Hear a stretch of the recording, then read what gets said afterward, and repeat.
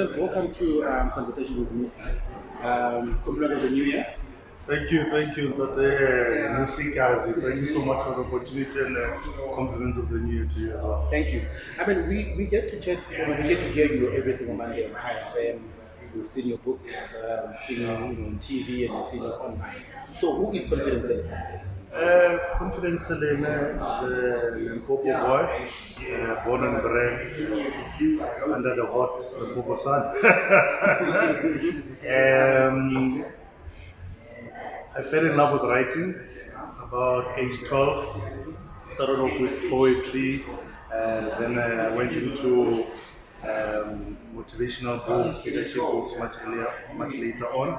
But basically, I'm an author. I'm a person who's driven by purpose. I believe my purpose is to help other people discover their purpose. So everything I do, from writing, motivational speaking, it's centered around helping people discover who they are and what they have the potential to become and do. It's always been what you like to do. You speak about how you started writing at an early age. Did you know that a couple of years later, or many years later, you where you are today? Not really. When I started out, I did it because I enjoyed it and I was good at it. So, as a kid, when you find something that you enjoy and you're good at, you stick to it because it builds up your self-confidence.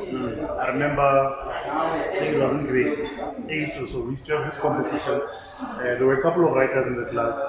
We used to gather, I think there were 3 or 4 of us, give each other a topic and you say, okay, in the next hour we each have to come back with a poem.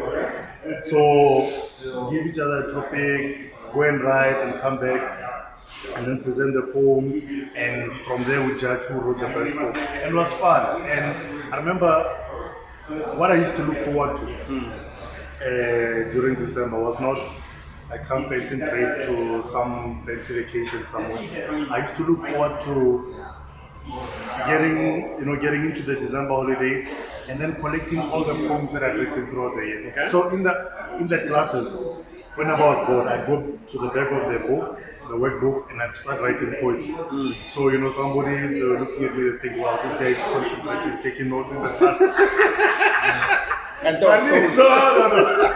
In fact, it's far away. I'm writing the things I like to write. I'm writing poetry, and so I do that in most of the classes. And then at the end of the year, I'd buy like a hardcover notebook, and then I compile all the poems that I'd written throughout the year. And I loved it. I didn't do it because I was getting paid for it. I didn't do it because there was some other incentive. No, I did it because I loved it. And that love for writing, that love for creativity has stayed with me throughout. So I didn't know it's what I'd be doing as my day-to-day doing, even in business, because we've got a publishing company as well. So I didn't know that that's what I'd be doing with my life, but it's something that I really love, and I was passionate about it, and the passion remained. I mean, so would you then say, the stuff that we go through as kids growing up, as people going through stuff, then almost get us ready and prepared for the life that we end up living eventually? I think in most cases that's true, because when you're a child, right, you're not thinking about what professional career is going to make me money. What line of work will give me fame or give me this or give me that. What you do comes from a very pure place. You do it because you love it. So you find a kid is just singing because they love singing. They want to help out in the kitchen because they love cooking. It's innate, it's pure. And I believe if we nurture that innate, pure potential that we're given from an early age, a lot of people don't know what they should be doing with their life. But if you go back and you find the things that you love, the things that you are good at, you may find the seeds to your greatness. I mean, I think I concur with the statement, because I don't look at my life where as a child I was always quiet, but whenever I was called upon to come and defend people, for whatever reason, or I would always be in a position to debate or be in a position to tell stories and all of those things. And I look at that now in hindsight, and I realize that it was almost like a building blocks for us to be where we are. Awesome. And then, Awesome. So how did the entrepreneur come up? Was it always there? Was it something that you stumbled upon? Well, growing up, my parents were quite entrepreneurial. So one of the things that we used to do during holidays as well was, I don't know if you remember the old payphone system where you buy a phone, you go, you find a place on the street somewhere, and then people with containers. With containers, exactly. So my mother used to have those, and then during the holidays, that's what I used to do. Go to town with her and help her. So the entrepreneur thing was part in me. But I also used to do other entrepreneurial stuff. Some of it I'm not proud to speak about it. As a teenager, you find ways and means to make money. But the entrepreneur in me was always there. It was just about nurturing it and then finding things that I love to do and then merging that with the entrepreneurship. And that's how the business came about, and that's why we're here today in terms of business. I mean, we'll get to your business side of it. And I think for me, it's about the 25 books that you've written. And not only those books, but you've won awards for most of the books that you've written. So what kind of topics or subjects are you covering and looking into? The major topic is personal development. Because I found that when you develop yourself, everything around you begins developing yourself. If I develop myself, it means financially I will develop. It means relationally I'll develop. It means the way that I look at myself, my gifts, my potential, the way I look at other people as well, will change and develop and grow. So once you start developing yourself, when you start with personal development, everything around you develops. So the major topic that I love is personal development, but I also go heavy into leadership development, because leadership is at the center of everything. For this place to come about, there had to be a leader who said, you know what, I've got an idea for this type of restaurant, for this type of setting, for the clothes that we're wearing, for the equipment we're using. There had to be a leader who came up with an idea. For this show, there had to be a leader who comes up with an idea and actually implement the idea. So leadership is integral. Leadership is essential in societies to move forward. So personal leadership, personal development, but also leadership development. And the third major topic that I focus on is organizational development. Because once you start developing organizations, then it gives room and platform for people to develop their personal skills, develop their leadership skills, and develop society. It creates income for families. It stimulates the economy. So personal development, leadership development, as well as organization development. Those three are the core. I'd say about 90% of my books are on there. The other 10% is on fiction. I love stories. I've always loved stories. So I write. I've got a short story collection called The Lose of the Eye, and I've also got a poetry collection. And that's because that's where I started writing with poetry. So it's actually 26 books now. One poetry, one short stories, and the balance is personal development, leadership development, and organizational development. I mean, so here's a very controversial question. Yes. Are leaders born or leaders made? It's both. Some people have innate leadership qualities. So one of the most common leadership qualities is charisma. It's not the be-all and end-all of leadership, but people who are charismatic tend to become leaders. Because when you're charismatic, it's easy for you to relate to other people. You're not shy, you're not afraid to be front and center, speaking, and when you have those qualities innately and naturally, then you are likely to become somebody who people recognize as a leader. But even if you're somebody who's an introvert, who's shy, you can develop those other elements. Like at the core of leadership is not charisma. Charisma helps you. Charisma is like, it's a talent.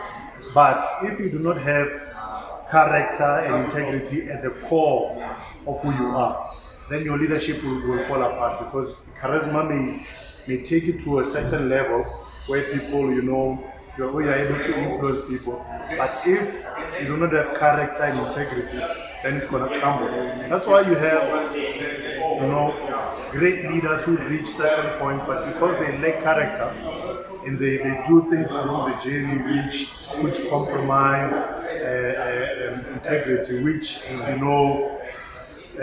do things that are not in line with sound leadership, at the end they fall. Okay. So you need to have character. If you want to build yourself as a leader, don't concentrate on the superficial things. Concentrate on character, because once you have character and you have integrity, then people will follow you for the long run. People, you develop trust, you develop strong and powerful relationships, which will be able to carry you throughout the journey. So leader, to answer your question, both. It can happen either way. Yeah. And according to you, what makes a great leader? What makes a great leader? I think it's character. Because the other stuff can take you to great heights, but eventually you'll fall if you don't have character as your foundation.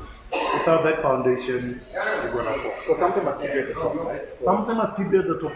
There's a quote: "Your gift will take you to great places, but character can crumble you." Yeah. What took you 30 years to build of talent, if you lack character in 30 minutes, and we've seen it, if you read the papers, you read of guys who have great talent, but you read of them and today they are nowhere to be found. Today they can't even show themselves in public, because they had great talent, they had great gifting, they had charisma and all of that, which took them to the top, but their lack of character made them tumble. Yes, 100%. So you spoke about having a publishing business. So and I understand that you've got other businesses outside of the publishing business. Yes, sir. What kind of business are you? So one of our businesses is one that I run with my wife, and my wife actually leads it. She's very good with finances and all of that. So we've got a finance company called Limpopo Finance, and what we do there, we are the bridge between the so-called tenderpreneurs and the purchase orders that they need to actually go through with and finance. So you find a lot of tenderpreneurs get a tender from government, maybe to supply goods or services, etc. But they may not have the capital to actually go through it. So we come in as the bridge and we say, okay, you need X amount, we give you this, obviously we charge an interest, and that's how we make our money. So that's one business. And as you mentioned, we've got the publishing business, which I head in front line for obvious reasons. I'm in the writing game, I love writing, so I'm best positioned to run that business. But also have a leadership training business and a consultancy, business consultancy. So those fall under the Ascension Group. So we've got Ascension Book Publishers, Ascension Leadership Training, and Ascension Business Consultants. We are in the process of starting another wing, which is Ascension Media Productions, but that's in the pipeline, something that is still in the planning phase, and we're going to launch. But in a nutshell, those are the businesses that we're in. I mean, and I think a couple of years ago, you and I spoke about you wanting to go back to radio. Yes. Because it had stints on LXFM, I think at some point. Yes. So we're talking about you coming back to radio. Yes. And now you're back on radio. So we hear you on Kaya FM every single morning, every single Monday, rather. So between 5 and 5:30 on the Confidence Booster slot. Exactly what is it? So the Confidence Booster is something conceptualized about 6-7 years ago, 2014. And I started, I just published my second book, Confident Approach, which is a motivational book, and I wanted to go into speaking. So I started, at high school, going to, I remember the first high school I used to go to quite frequently was Alexander Secondary School. And I had an idea, why not going to radio? And I drafted a proposal to the then manager of LXFM and had a meeting with them, presented the idea, they loved the idea, and the confidence booster was born. So I go there on the morning show every Wednesday. I did that for 4 years from 2014 to 2018. 2019, I felt, I'd given what I could give to the station, and I said, it's time to move on. And I wanted to go to a bigger station on LXFM. It's a community radio station, and I said I wanted to go to a bigger platform. But the experience there gave me what I needed to be able to excel at where I am right now. Yeah. Without that opportunity that LXFM gave me, I wouldn't be as competent to be on Kai. Okay. So in 2019, I went to Kai FM a couple of times, started building relationships, and by God's grace, 2020 came, beginning of 2020, we had a conversation with one of the presenters, and we agreed, let's do the confidence booster, and we're in the second year running now, and I love it there. Get to speak to, I think the number is over 250,000 people, if I'm not mistaken. So in the morning, so it's a big audience, and I'm loving it. I love the fact that I get to speak into people's lives, inspire, motivate, and help people become the best of who they are. And for you, so if you were to look at what success looks like for you, especially around the confidence, how would you articulate that? Success is doing what God created you to do. So for me, how I know that this is what I'm created to do, it is so fulfilling. And when I get to the station and sit in that chair, the studio, I feel like an eagle in the sky. I feel like a lion roaring. Okay. I feel I'm in my element. I'm a fish in water, and I love it. And I get so much, good feedback, and people are inspired and encouraged. So success for me is fulfilling your purpose, which I believe I'm doing through the books, through the confidence boosters, through helping people become better versions of themselves, and through the organizational development stuff, the leadership development stuff. So for me, success is doing what you were created to do. Okay, so now you've got 26 books out. You run a few businesses. So how then do people get to one book for facilitation and talks and buying of your books and more? So I've got my website, www.confidenceseleme.com. You can book me there, you can buy my book there, you can look at my services there. So I've chosen to house it on one platform, www.confidenceseleme.com. And everything and anything you may need in terms of services, products, you'll find on the platform. Good, sir. Thank you very much. Congratulations on your success thus far. I'm wishing you nothing but the best. Thank you. And by 2021, bring you nothing but life could ever do. Thank you, Mr. Nnusi. I appreciate the opportunity. Thank you.